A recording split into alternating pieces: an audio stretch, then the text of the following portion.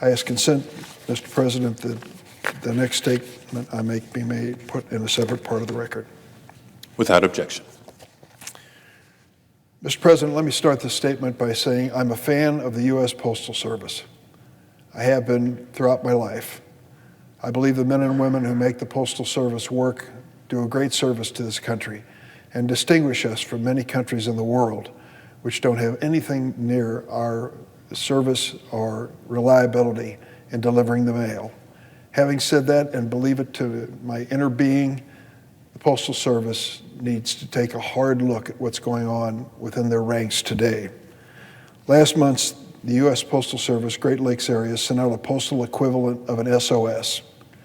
It put out a call to mail carriers in 5 surrounding states asking for letter carriers to come to my state of Illinois and help deliver a huge backlog of undelivered packages and envelopes.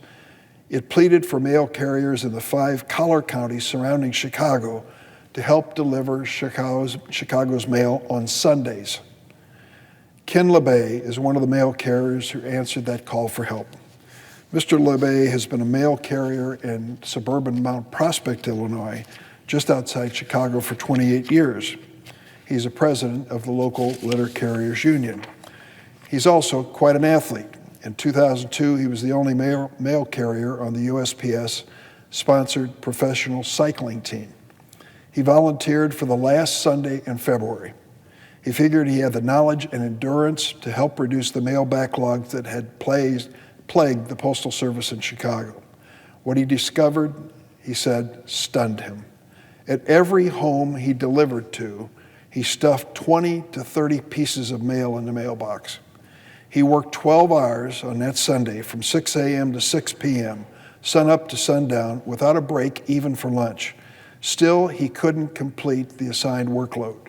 The sheer volume of backlog mail was too great. Inside the local post office, Ken said, he found packages stacked everywhere. Some appeared to have been there for a month or more. The entire situation looked, in his words, like an episode of Extreme Hoarders, a crisis.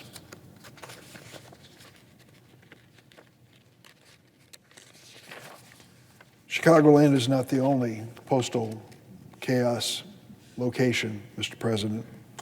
Nearly 9 months after a new Postmaster General unveiled his surprise reorganization plan, Postal Service in much of the nation is erratic. Mail delays are the longest they've been in generations.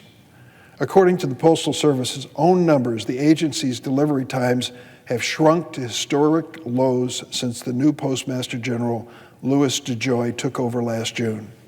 At the end of December, the agency had an on-time rate of 38% for non-local mail. What was it 1 year earlier? 92%. 92% on-time rate descended to 38% under Postmaster General DeJoy. Before Louis DeJoy took over, 91% of Postal Service customers gave USPS high marks, one of the highest approval ratings of any government agency. Today, postal customers across America, certainly in my state of Illinois, wait anxiously for important checks and bills that arrive weeks late, if at all. They check tracking websites to search for delayed packages, only to read that the package is, quote, out for delivery. In some neighborhoods in Chicago, residents have given up hope of receiving mail at home. They stand in line for hours at the local post office to try to retrieve their mail themselves. Often, even that doesn't work. Tracy Otis is one of those people. One day last month, she was one of 40 customers, 40, waiting in line at the Postal Service station in the Gresham neighborhood on the south side of Chicago. Miss Otis hadn't had regular mail delivery since Christmas.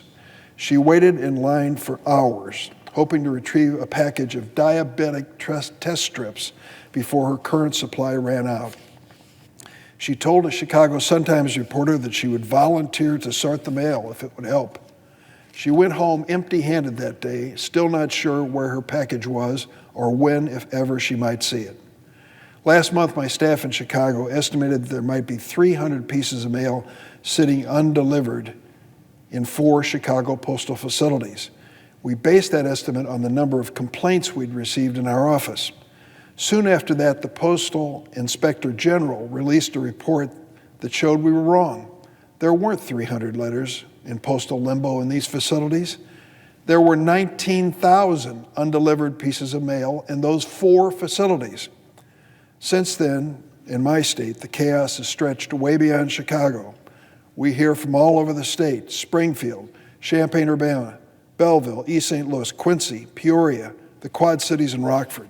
These days in Illinois and across America, we're seeing real hardship for tens of millions of Americans waiting for mail delivery.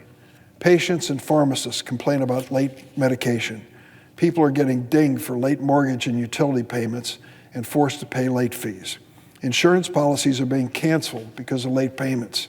Small business owners are forced to wait weeks or months for payments. Others are flooded with calls and emails from customers wondering where their packages are, a good way to lose business. Who is Louis DeJoy, the mastermind of this mess?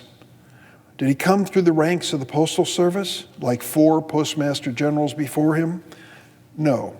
His qualifications? He's a former logistics executive who donated millions of dollars to Donald Trump and the Republicans. No experience working at the Postal Service before Donald Trump tapped him to head this agency last June. 1 month later, in the middle of a pandemic that turned postal deliveries into a lifeline for many, Mr. DeJoy unveiled a radical plan to reorganize the Postal Service after only 1 month in the job and no experience in the department. He slashed overtime hours, prohibited late and extra mail delivery trips, and set stricter delivery schedules. In August, with no public explanation, the Postal Service began removing mail sorting machines from postal facilities around the country, reducing their ability to process mail. Amazingly, the Postal Service Inspector General determined that the changes were ordered with no analysis and no understanding of how they might affect the timeliness of mail delivery. A federal lawsuit forced the agency to put the changes on hold until after the election. On February 6, Mr. DeJoy was quoted in the Washington Post saying that his new plan for reorganizing the Postal Service would be ready for public release, quote, as early as next week. He said that on February 6. We're still waiting for it. Waiting for the DeJoy plan to shape up the Postal Service. It's like waiting for a lost package. We know some of the biggest changes Mr. DeJoy intends to propose because he's confirmed them publicly.